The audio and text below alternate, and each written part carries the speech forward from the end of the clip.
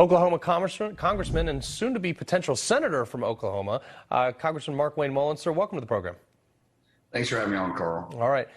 So you actually went over there, got your people out of Afghanistan. You know a thing or two about this diplomatic debacle that we're in. We fought for this for 20 years. We turned around and just left. I mean, there was no plan, no idea, no way to do it.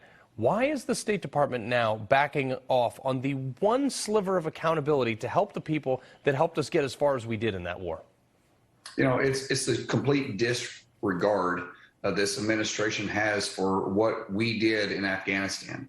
These SIVs, these special immigration visas, all of us that were over there working, trying to get Americans out, understood what position these SIVs were left in when we left. But we were focused at that time making sure we get our AMSETs out, American citizens. Now you're seeing that this administration, which really honestly, Carl, shouldn't even surprise us because they're willing to leave Americans behind and at the same time lie to the American people, saying that every American that wanted out could get out, which we know now is absolutely a lie.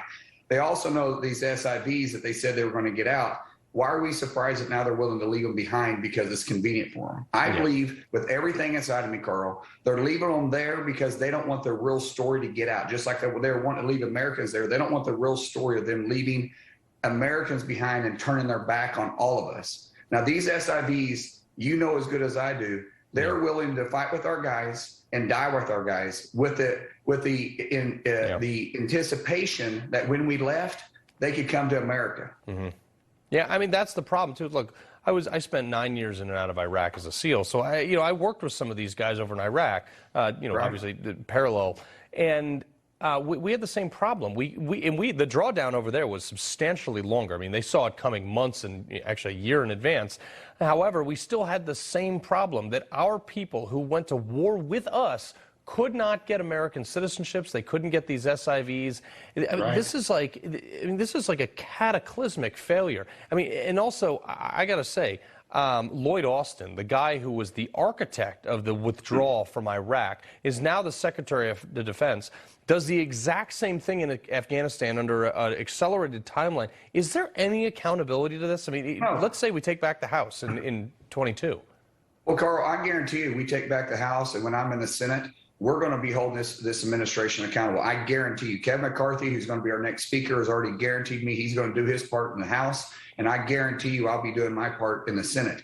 No one has been held accountable to date on what happened in Afghanistan. General Donahue, who I had a tremendous amount of respect for, you know General Donahue, we had a tremendous amount of respect for him, but what he oversaw there was a disaster.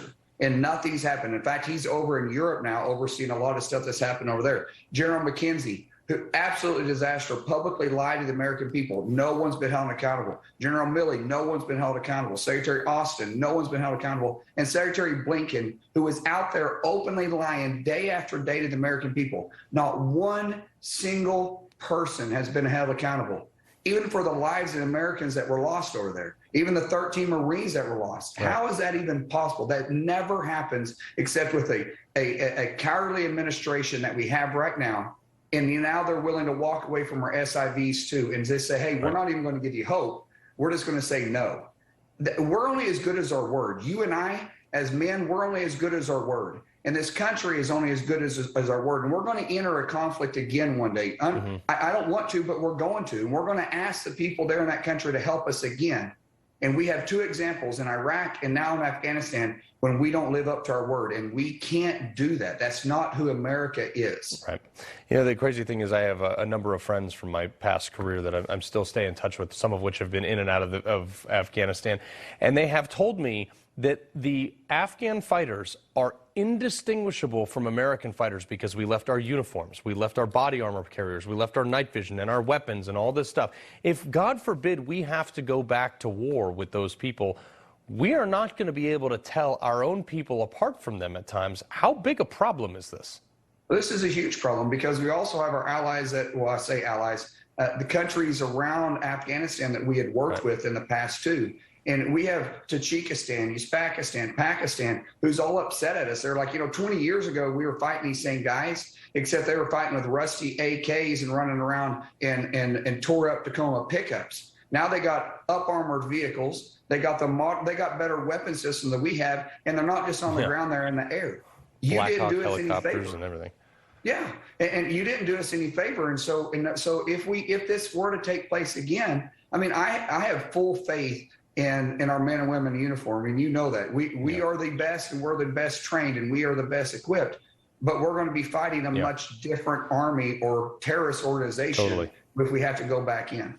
All right, Oklahoma Congressman Markwayne Mullin, we appreciate you joining us tonight, sir. Hey, Carl, thank you always for having us on. Thanks for being a great American.